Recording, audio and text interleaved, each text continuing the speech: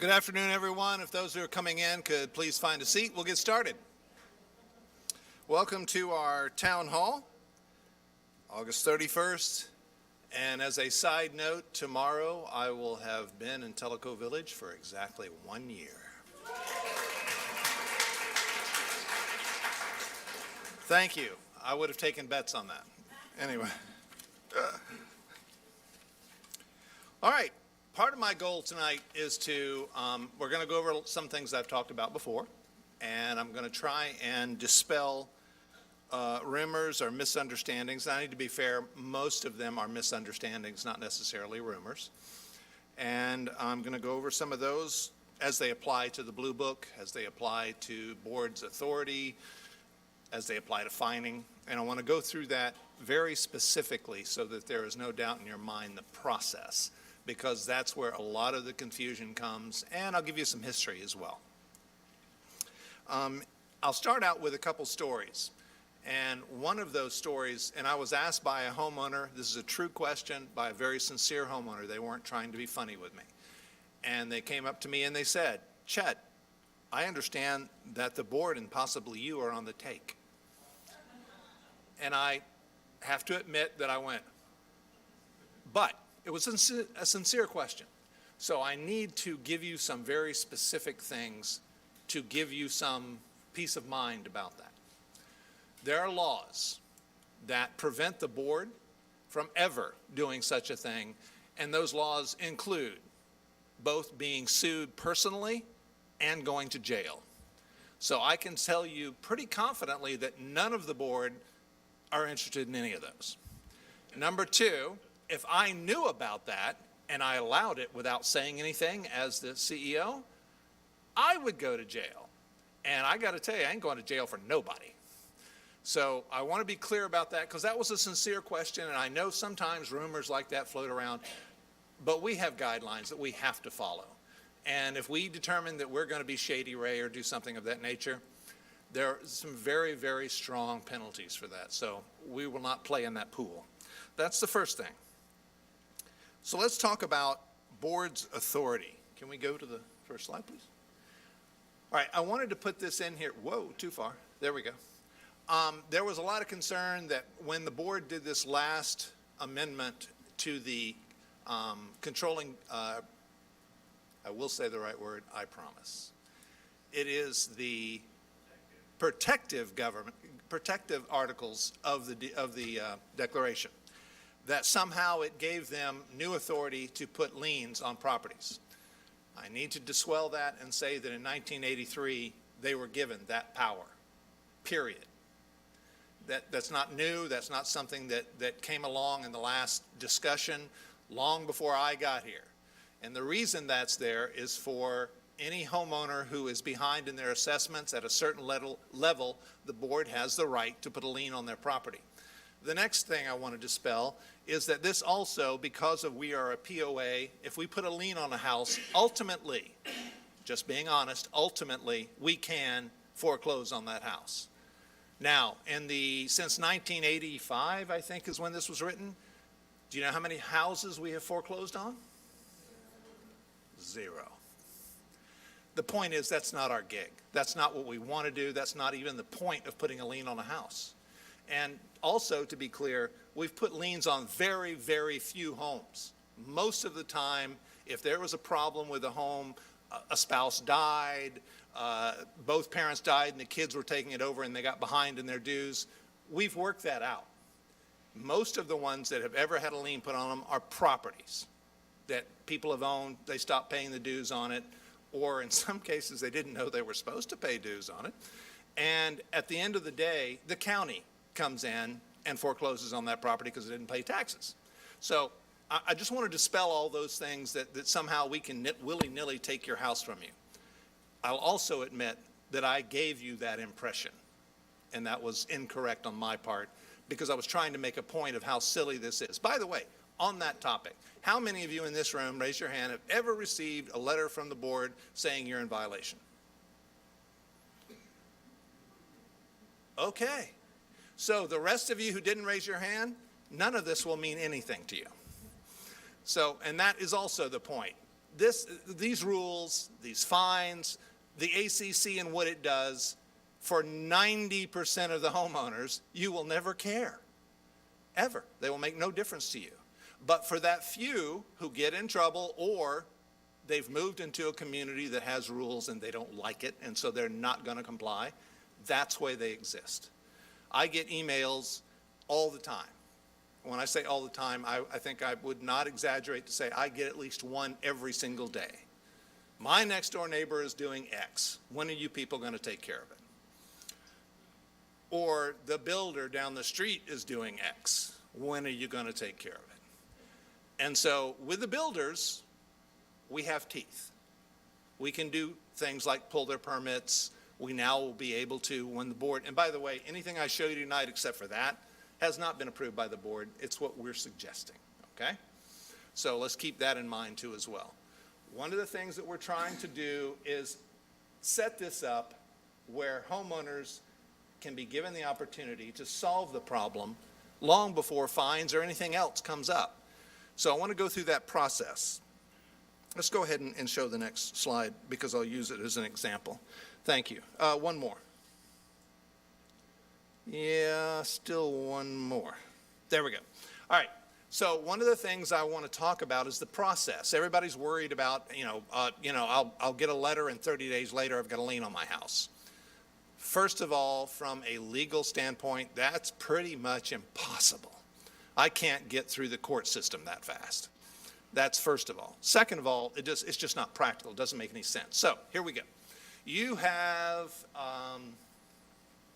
some kind, I'm going to be silly, so please embrace that.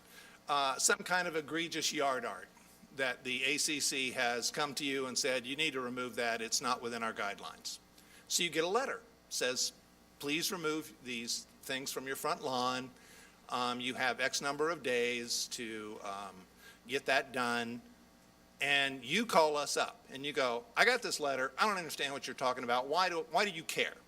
So at that point, you've done one thing that letter was intended to do.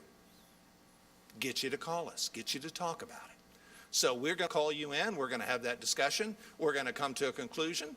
Now, if that conclusion is, okay, I understand now, I'll take the yard art. That's the end of the story right there. No more letters, no more follow-up, no more nothing. You've taken care of it. Bob's your uncle. So let's go the other way. You come in, you tell me to go pound sand, I'm going to put whatever I want to in my yard. You can't stop me. There'll be another letter that goes out. It will say you have X number of days to remove your yard art or fines will pursue. And by the way, the moment I say fines will pursue, that letter is going to have to be sent to you certified. You've got that letter now. Now you go, oh my, he's serious. He calls me back, calls the ACC back and says, look, I don't want to fool with this. I'm tired of dealing with it. I'll take the stuff out. Clock stops, letter goes away. That's the end of it. And so it's not a big deal.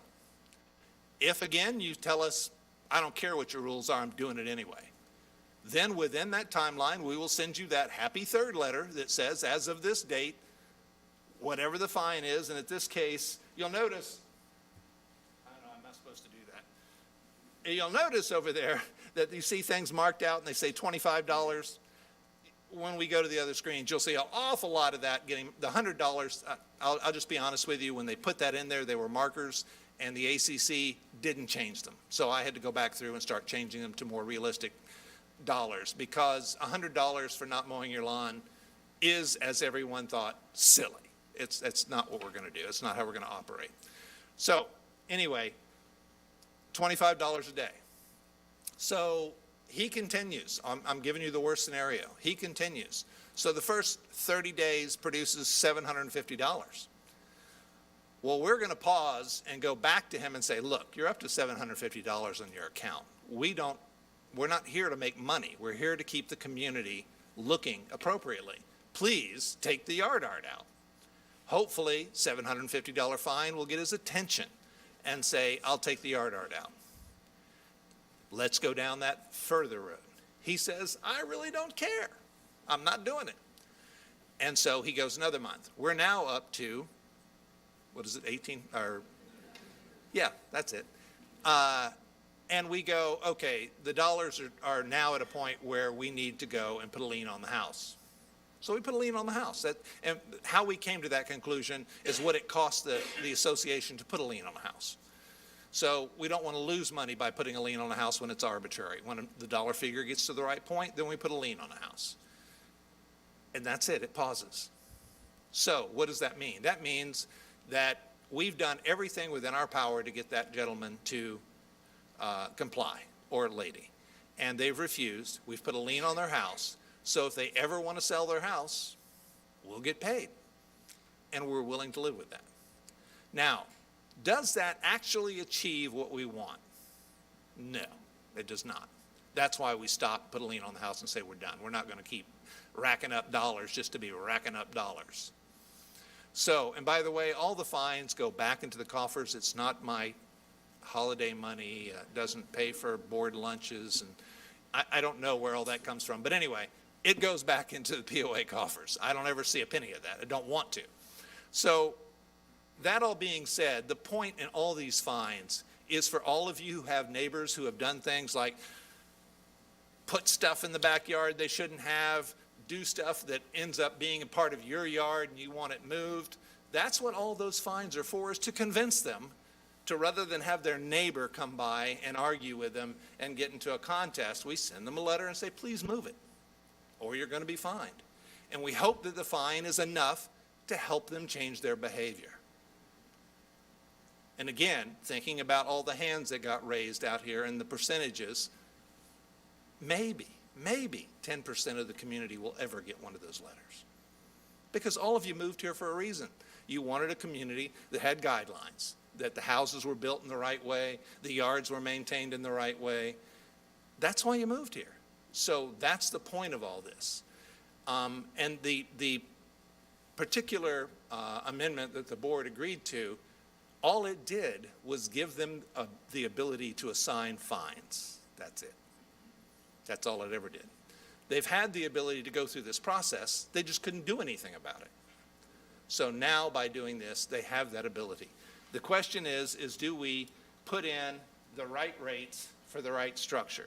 And that's why we're keeping this. Now you'll see if you go through here that there are some fines that stay up at $100.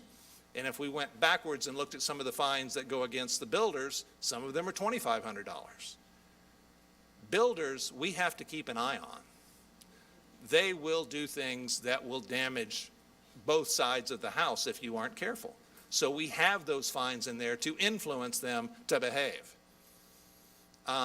Once a week, I'm calling Public Works and saying, look, some builder is in the process of doing something and he put a pile of sand that is out halfway in the middle of the road and people are having a hard time getting by. Now that's just silly, but that's what we have to deal with. And so as we move these things forward and put teeth in them, it allows us to keep them in line and keep them doing what they're supposed to be doing. Now, I will also tell you that the ACC staff is not driving through the community trying to find violations. They're looking for the builders. They're looking for problems with builders and what they're doing and those violations. Most of the violations that have to do with homeowners come from each of you. It's just the reality. And as I have said on many times, and I mean this in all seriousness, if you think you can get away with something, your neighbor will rat you out in a minute. So just keep that in mind as we move forward. So I don't want people to think that fines are a money-making agenda. I don't want people to think they're going to apply to everybody. And I definitely don't want people to think that the first thing we're going to do is put a lien on your house. It will be months before we got to that point, and it will be after multiple conversations, giving you opportunity and giving us opportunity to help you understand what's going on and to work with you on it, not to just drop a bomb. One of the things that we can do, and that, you know, back to our $100 for not mowing your lawn, let's just say, for conversation, that you decide to go out of the country for a month to Europe. And you didn't think that it was July and you need to mow your lawn while you were gone. Now, I would hope that most of you would go, I'm going to be gone for a month. Somebody needs to come and mow my lawn. It's July. But if you didn't, then we'll come in if the lawn gets high enough. And when I say high enough, I'm not talking about grass this high. I'm talking about grass that you can see that looks like a field instead of grass. We'll come in and we'll mow it. And we'll send you a bill. Why? One, because we want to maintain the integrity and the look of the community, period. That's why we are a protected community. That's all. We're not trying to control you. We're not trying to make you do something you don't want to do. It's within the confines of this community, and you moved here for guidelines. That's why we have them. That's it. That's all there is to it. There's no mysterious thing going on in the background. Okay, we made it through the process, yes? Let's go on down just for a couple of them. Let's talk about this. Whoa, go back up. Loud noises. We have a committee, by the way, put together for looking at short-term rentals and rules and regulations about that. You'll note here on the two that have that marked out, if somebody is renting and we have a problem with them doing things like loud noising and abusive language at 2 o'clock in the morning, we just pull their permit to have a short-term lease and make them come back in and apply. So putting a fine on them is not the real key. Taking away their ability to rent again is a real key. So those are the things we're going to be working on. Again, that may change as this committee comes forward to the board with their ideas about what we should have and what stipulations we should have to be able to work with short-term leases. But that's in the future. But I wanted to point a couple of these things out. Violation of sign rules. What does that mean? Anybody have any idea? It's when you put in 40 dozen political signs in your front yard. That's all that's about. And we can talk about that more when we get into the political realm coming up in the next few months. There's lots of consternation about that. I'm not sure that that particular one, the reason I pointed out is I'm not sure that that has teeth. I'm not talking about the $25. I'm talking about the legality of us telling you you can't have more than one sign in your yard. So we'll work on that. The only reason for pointing this out to you is it's still a working matter. We're still going through it. These are not in place. Oh, one more thing, because of that not in place thing, I need everyone to understand if you have a permit for a swim spa, I'll use that as an example that will come up. In the new rules, you can only have a hot tub in your backyard that is 10 by 10 by 4. That's the biggest you can have. And there are people in this community who today have swim spas, which are way bigger than that. They have a permit for those. That's the answer to the question. If you have a permit for something in your house, even if it may not be appropriate under the new rules, you have a permit. That's it. You're done. You're good. We're not going to go back retroactive. I don't want to use the term grandfather because it's not that you're grandfathered in. You already have a permit. That's the way the rules should work. And so once you have a permit, that's it. There are people, and you know, this is my pet peeve. I'll just say it out loud. I wanted to put a privacy fence around my backyard. Well, that's not allowed here. Well, I'll rephrase that. I wanted to put a 6-foot privacy fence around my backyard. But they don't allow that. The highest I can put is 4. And I went, but my neighbor, 5 houses down, has a 6-foot fence all the way around their backyard. And I was told they built that in 1991, and in those days there was no rules. So bummer, Jet. And that's, you know, that's the way it is. And that's going to happen. People are going to come and see that spa, that swim spa, and go, why can't I have a swim spa? They have a swim spa. The reason is that's no longer allowed within the community, and these are the new rules. It's just that simple. Well, how did he get away with it? Well, at the time he put it in, he was given a permit. Once you have a permit, you're done. It's been approved by the ACC. These are the kind of things that I wanted you to understand the process. It's not as arbitrary and willy-nilly as it is. Now, there's another side of this that I want to bring up because I'm sure someone else will. There is concern that the ACC and the gentleman that we have going through reviewing the community is not equally enforcing the rules throughout the community.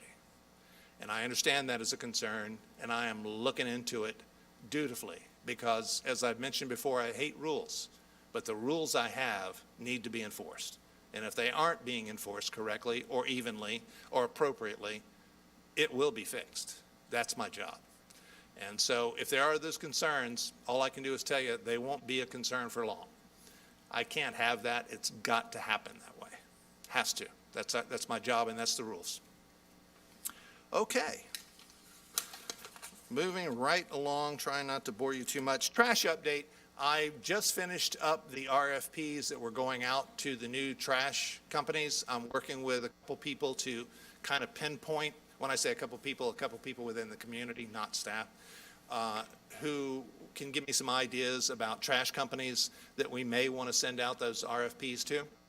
One of the things that I've done is I've researched in all the counties around me and all the cities around me to find out what they pay, Rarity Bay as well. And I also researched, it's not just what they pay, it's how do they get that? How do they get that price? And all of them came back with the same thing, and that is the POA pays the bill to the trash company, and the trash company services all the people that we assign to it. So what that means is, in this community, I would say I have 5,500 homes that need service, and I pay them for 5,500 homes of service, and they go through and put the cans in and take care of it. By doing this, and by that volume, I can secure a better price. I'm telling you this because I don't know that that's a fact, but I'm going to send out the RFP and either prove it or dissuade it. If it comes out, great, because there's a lot of things that go along with this. Let's talk about that for a second. And I think I've talked about it before, but I want to reiterate it. Our community is not 30-somethings. There are people here who are elderly who struggle to get their their trash can, wow, their trash can out to the road any time of the week. And because they have them on rollers, it at least allows them to get them out there. Well, many of the towns do not have that stipulation. Basically, they've got the trash guy coming by, and whatever you put out on the street, they pick up. And on one hand, that makes it cheaper. On the other hand, it makes it very difficult for people who live here. So I will admit freely, I am looking for those providers that offer cans and appropriate pickup with those cans. And it also keeps our neighborhood looking a little bit uniform instead of 40 dozen trash bags sitting out by the driveway for the trash day. It's in my head, it's the better way to handle this. And once I get those RFPs back, I'll share it with you. I'll let you know what those costs came back as and why they came back that way and get their opinions on that. In terms of recycling, I spoke with Buddy a week and a half ago, and Buddy has it in his budget to get them put together and brought over here. And as a side note for that, Buddy had told me early on, and Mayor Bradshaw, if you don't know who Buddy is, and he said that he didn't really care about the aluminum cans because what we've been doing is keeping the aluminum cans, turning them in and giving the money to the garden club. Probably going to end up continuing to do that, but that's what we've done, and that's what he offered. I didn't ask for that, he offered that. So again, Buddy has been really good to work with in that regard. One last thing, Garden Club, and Beth is back. I wanted to address this because it's been one of those things that becomes difficult, and there's lots of moving parts that probably aren't true. So number one, I have not taken away the gardens from the Garden Club. Number two, I did say I want to change the signs within the community. I would like to upgrade the signs and make them a little less 80-ish and a little more 2023. And we're looking at costs for that. And there's two reasons for that. Number one, they are dated. But number two, if you go up to many of these signs, they're held together with paint. You can put your finger through them.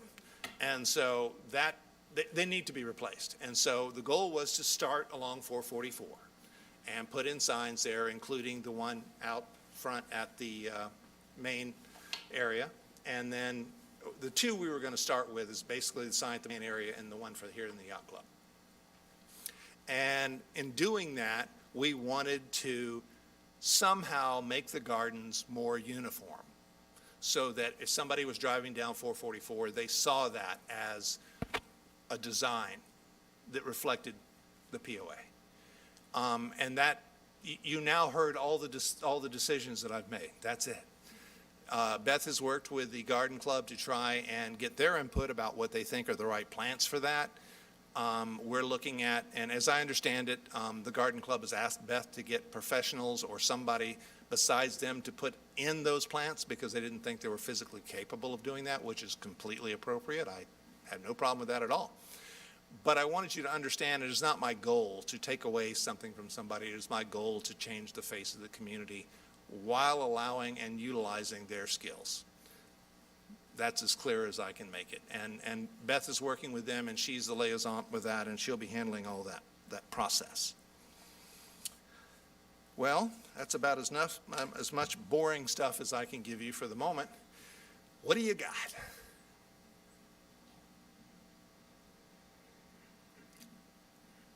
Will you turn it on? Will you hit the button real quick? Hang on. Hey. Thanks. Chet, Mike Robbins, Mialakwari, I'd like to address you and the board this afternoon. Thank you for having this forum, the town hall, and I understand that part of this is to alleviate some of the pressure and the timing at the board meetings. I'd like to make a recommendation today that we change the process and procedure at the board meetings. Most of the cities, municipalities, or lake communities that I've lived in have people speak at the end of the board meeting. The board meeting is an official meeting to conduct official business. It's wonderful that the members, residents, can come up, speak their mind. They may hear something during the meeting or think of something before the meeting. Hopefully they come prepared to the meeting to speak, and they're allowed to do so. What we have happening, you used the word willy-nilly today that I'd like to bring up again, is people, and I've done it myself, hear something, triggers them off, they come up, what's your name? They start talking, it interrupts you guys. Then somebody else comes up. Sometimes someone will come up 2 or 3 times during the board meeting. Again, this is an official meeting. It's not a town hall meeting. Correct. Now, in the rest of the municipalities, lakes, HOAs, POAs, whatever it may be, people have 3 minutes, not 7 or 8 or 10, to get up and speak their mind. And again, it's wonderful that this is happening, that we're allowed to do this, and we like doing it. Sometimes people go on a little bit longer, so somebody or the president of the board may go, okay, ma'am, sir, thank you for coming up, but you're at the end of your time. Usually they'll say, okay, this is what I meant. In conclusion, 15 seconds, they sit down. That's it. You might have 3 people or 12 people at the end of the meeting. Now, Pat White suggested, when I brought this up to him, that maybe to get people used to this, that it starts in January, not immediately. But this function, I think, would be beneficial for everybody and the board and yourself while you're conducting an official board meeting if people get up at the end of it and speak. Nobody can stand up and come up here and start talking in the middle of the meeting. And this is happening all over. I haven't seen anywhere else where a board meeting is conducted like we're doing it here. Correct. Okay, thank you. Hang on a second. Mr. Cullen, is that how they handle it at the county? No, we do public comments up front. They sign a list on the podium when they come in if they want to address the commission, and they put their topic alongside of it. We do have a rule for timing, but we don't restrict people as long as they don't go overboard and start talking about the grandmother's apple pie list. Roger that. Okay, thank you, sir. Chet, I forgot to mention, thank you, sir. I was going to bring this up. Perhaps we don't need to have people sign. They can just come up at the end. But also, after the board meeting is a much better opportunity because people can speak on something they heard during the meeting. They can't do it before the meeting. They can't get back up later. Sure, I got it. Thank you. We'll look at that. I don't disagree at all. Susan Gingrich, we used to have a board workshop meeting where we had the opportunity to hear from the board and to interact with them. That workshop has been eliminated. So the board meeting is really the only opportunity we have to interact with the board. And Fair enough. I like the way that it's done, that you have a subject, and then people that want to talk about the subject can talk about the subject, instead of waiting till the end. Well, there's enough board members here that we can take that definitely under advisement and come up with some good ideas on that. But I agree that the board meetings are business meetings, not unlike what Mr. Cullen has to work with. So we need to find a way to organize that and make it as cleanly as possible and keep it a business meeting, not a town hall. Anybody else? Hi, I have a comment and a question. So Yes, first ma'am. I'll make my comment, which is I would like to express my strong support for the library and hope that the POA reconsiders funding as a municipality the $9,000, which does not go to the Friends of the Library, but goes to supplies for the library, including books and e-books and that kind of thing. Yes, ma'am. Okay, secondly, I have a question about the process for anonymous complaints against people for whatever. So if you could explain, the fact of things being anonymous sits So- badly with me. I agree completely. That's what I was about to So say if you is could explain that whole process, that would be helpful, I think, for all of us. So what I normally tell people, if they are concerned that their neighbor is obstreperous, and if they say something about them, they will do some kind of retribution. I never, ever use that homeowner's name in any discussion. And normally, I blame it on my staff. My staff was coming by and we found X, Y, and Z. And that is to protect that person, so that their comments, their concerns are anonymous. Now, I have to also be honest, and 90% of the people who send me email have already duked it out with their neighbor, and that's why they're calling me. So that, very seldom is it anonymous. But to your question directly, anonymous is always the way I address it unless the homeowner asks me otherwise, always. Did that answer it? Well, what if so do you? Okay. So if someone makes a complaint, but it's not a justifiable complaint, so does someone follow up from the ACC? There's been a lot of chatter on Nextdoor, someone being upset about having someone complain about bald spots on their lawn, things like that. Sure. Some people use alternative landscaping ideas. I mean, so say someone puts an anonymous complaint in, how is it followed up? So if it's put into me, I will go to the ACC, I will get answers, and I will call them back. If it's put into the ACC, they are supposed to send them either an email or physically show up and say, this is what we found, this is what we've done. So there always has to be that follow-up information. Now, is it always happening? No, it's not. But I'm working on it. And I'm trying to get them to understand our responsibilities to the homeowners. If somebody asks a question, we need to answer it. Doesn't matter if you think it's a trivial question. We need to answer it. And I'll be clear. That's why, and I'll say this now because I think, well, some of you were in the meeting last night. There was a lady who came up to speak to the congressman, and she brought up a very controversial topic.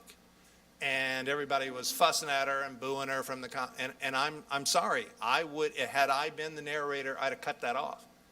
Everyone in this room and in this community has the right to voice their opinion. You don't have to agree with it. You can think they're absolutely crazy. That's okay, but you do not have the right to condemn them for voicing their opinion. People for over 200 years have died for the right for you to stand up and say what you feel and think. And in these town halls, I've had people say, why don't you tell them to sit down? Because it's their right to talk. Whether I agree with them or not, it's your right to come up there and have these conversations. And I defend that vigorously. That is my point in having town halls, is giving you that ability. Anyway, I dawdle on. Can I add to that just real quick? Also, if you do think it is a valid complaint or something that does need to be heard next door, we don't check next door. So, just keep that in mind. You can reach out to us and we can, address it that way, or a help spot ticket would be good. Beth has avenues that you can reach them at the marketing department, but I just wanted to make sure everybody is aware, if you put a complaint on next door, sometimes the ACC is not gonna see that. Okay, How about 100% of the time they aren't going to see that? Yeah, they aren't. That's just the reality. Sure. So, a lot of charity groups, Uh-huh. local groups, put those big signs up on the corner of Chota. Uh-huh. Are those still going to be okay? Nope. And that's not me. That's TDOT. Really? TDOT will be taking them down.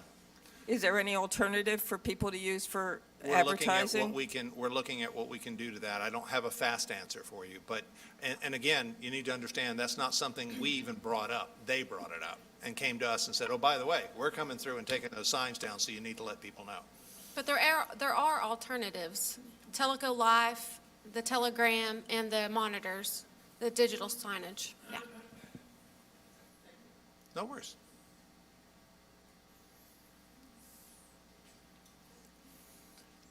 Bob Thompson. Yes, sir. In a previous meeting, you had mentioned the possibility of, in the previous meeting, you mentioned the possibility of garbage pickup being done only on one side of the road. In other words, all the garbage cans on one side. Have you pursued that at all as you're putting these out for bid? One of the questions in the bid. Okay. Second thing, let's say you were buying a house. Yes. The previous owner and the next door neighbor had been buddies and allowed something that was not really, Appropriate. yeah. But they never bothered to get a permit way back when it was allowed. What do you do about that? Well, you probably, I don't know what you're going to think about my answer, but my answer is no permit, no deal. But what does the new owner do then? New owner comes to the ACC and says, this is where I'm at. Please give me advice on how I can move forward. What do I need to do to either get a permit or get it taken care of? But if it's the other person, in other words, the previous owner had allowed the next door neighbor to do something that So wasn't the next door really right. neighbor is the violator, is what you're Yeah. trying to say. Then they come to the ACC, and the ACC goes to that homeowner and says, look, this is the Okay. way this is. You don't have a So permit it's- for it. There's no such thing as anything grandfathered in without a permit, No permit, no way. okay? And that's the only fair way I can do it, Yeah, is to be honest. I agree. That's it. That's all I got. okay.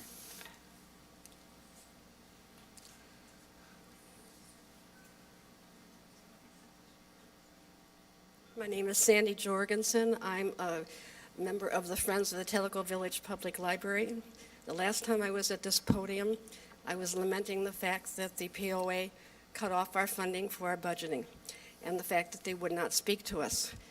I'm very happy to report today that since then, I and other members of the board have met with Chet twice. Chet agrees that yes, where there's a will, there's a way, and he's working very hard to help us find the way. And I would like to publicly thank you, Chet, for that. My pleasure.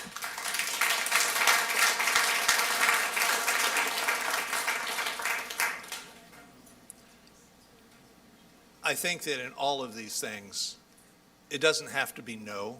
It doesn't have to be, we can't do that. We need to think outside the box. We need to look at other alternatives. We need to be sure that we are, and this is my goal. When I got hired on here, I said this from day one. I want to do the very best I can for the community. And that's, I'd love to be more prolific or better speaker or whatever it is that gets that message across. But the truth is, that's it. I want to do the very best I can do for the community, and whatever that applies to. And I want to give everybody the opportunity to look for those opportunities to do something better or to change it. And just as important, follow the rules. Don't, just because we've always done it this way and it's against the rules doesn't make it right. So that's what I hope for, in my second year, now that I've survived the first one, in my second year, those are the things that are going to keep going. And I have lots of projects and lots of things that I want to do to lift the community up and to improve it and to sustain it and make it better every day. And we still have a lot of ways to go, and a lot of people are still going to come to Tellico Village. Most of the reasons are you, not me. They're you. How many of you moved here because one of your friends moved here and said, this is really a great place to live, why don't you come? A lot of people.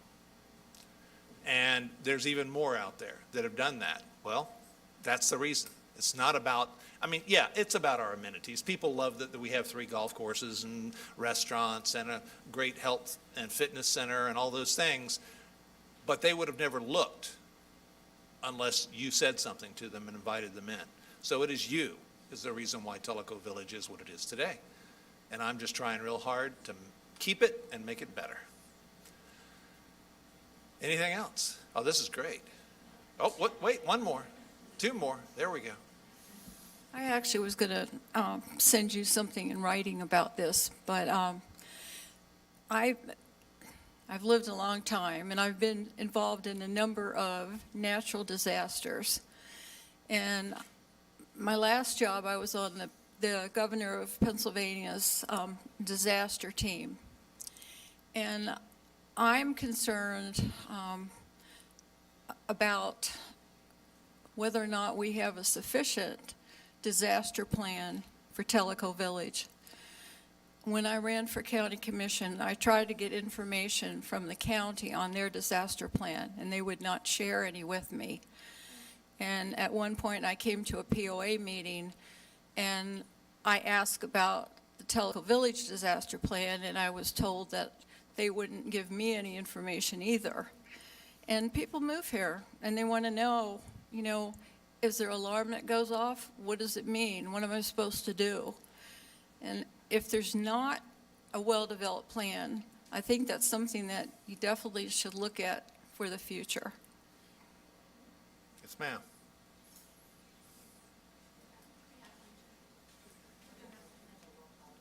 We do have a plan, by the way, and it's, where is it published?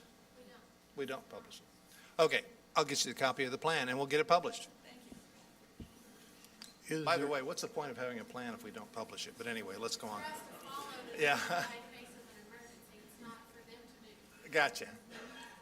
Is there any talk about perhaps renewing or modifying the existing covenants? I think where that has landed is twofold. The only thing so far, he says, that we have that we wanted to amend would be the rental. And based on Tennessee law, if you have a home here, single family, I say, we can't restrict you being able to rent. So even if we change the policies, the law supersedes that, so it can't be changed for renting. But you do have to get the permit. Absolutely. And what happens if someone is a repeat offender and then the POA says, Pull the permit. no more permits for you? Yep. Wouldn't that be something that the law would step in then? Here's the problem, and this is where, I mean, there are several communities in this throw right now. Knoxville, up on Norris, thank you. I was about to say Harris, but Norris Lake. They're all up in arms about this because the community is trying to take away their livelihood, is their argument. And that's a very close tightrope to walk. And what I mean by that is it can't be we don't want renters.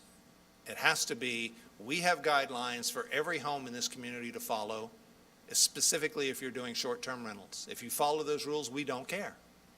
But if you don't follow those rules, like any other homeowner who doesn't follow those rules, there are consequences.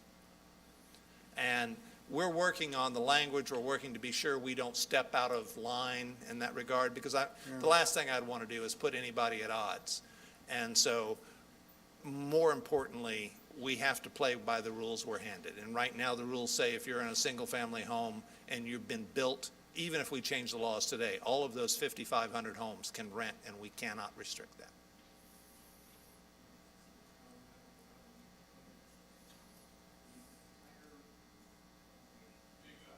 Hang on, it's not him. It's the mic. It was on and now it's off. There you go, man. Okay. Has anybody talked about actually looking through the whole list of covenants to see if there's any changes that need to be made.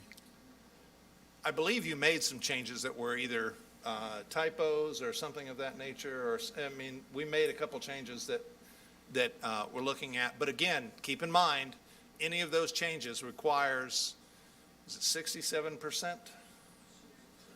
Two-thirds, I'll just keep it that way rather than, two-thirds of the ownership to vote with a notarized vote, yes or no? Two-thirds of all or two-thirds of voting? All. Yeah. And I've said over and over again, I don't understand why attorneys just don't put in the documents, you can't change them. Because it just doesn't work. Weasel words, yeah, right, exactly. Hey, Chad, Fred Kennel, been here a year. I think we moved in about the same day. Quick question. I didn't do the research on this, so since I had this opportunity, I could ask you directly. There's a house in our neighborhood that we walk, and it's been in the same state of condition that it was a year ago. The builders aren't building, and the trees are overgrowing, the dirt's, and it's kind of an eyesore, and I'm glad I don't live next door to the house. The house next door has a beautiful lawn, and I was just wondering, what happens when there's a legal battle between the builder and the homeowner, and the property just sits there? I'm not sure what the address on that is, but we have about, I don't know, 4 or 5 homes in the community where the builder has started and then stopped, and it's been almost 2 years. And so we're going back to the builder and saying, look, we're taking the property, we're taking the house, you aren't doing it, and move on. And we have provisions to be able to do that, and we actually have money set aside to be able to handle those kinds of situations with a lot where the builder just defaults, doesn't get the job done. Okay. Thank you. You bet. Very interesting that we have a comment on Facebook or on the live stream regarding that assurance agreement with a property owner saying that we should do away with it because it's not needed. But your example is prime, and we've been really close recently to needing that to finish multiple homes if the need comes. So that's the provision that Chet's talking about. Go ahead, sir. My name's Ron Ceransoni. My wife Barbara and I have been here 19 years. Before I say anything, I want to offer my thanks and compliments to the board and the POA and all the employees for what I think is the best job I've seen in 19 years. That doesn't mean I agree with everything, but I'd say you were lying if you did. but I totally agree with the way you guys are going about your business, and my compliments. Thank you. The only reason I'm up here, you pretty much covered everything I thought I was going to say through the previous comments and the previous speakers, but this gentleman brought up the contractors. My personal opinion is the single most egregious thing on my street and throughout the village is the homes being built. I can put up with a trash can out an extra day. I can put up with a propane tank that's not quite covered up. But the ongoing street being blocked, the music too loud, the music too early, et cetera, you know all that stuff. I do, If there is any way we could improve that situation, and I realize it's difficult. The contractors have a job to do. Our streets are narrow. I can stand up for the contractors in this argument as well. They have a job to do, and for the most part, they're respectful of our community, and they take good care. But you're probably much more aware than I that there's many instances that isn't true. And it goes on a minimum, what, a year these days? And you just indicated here's a case that's 3, 4, 5 years. I think dealing with that, and you've taken steps in that direction. Correct. Dealing with that, in my personal opinion, would really help us in the community a lot. The rest of the stuff probably needs to get done, but to me, Not our it's, primary objective. yeah, it's an 80-20 thing. Yeah. Okay, thank you very much. Yep. And again, my compliments. Thank you, sir. All right. Let's get out of here early. I'm hungry. Thank you. Appreciate it.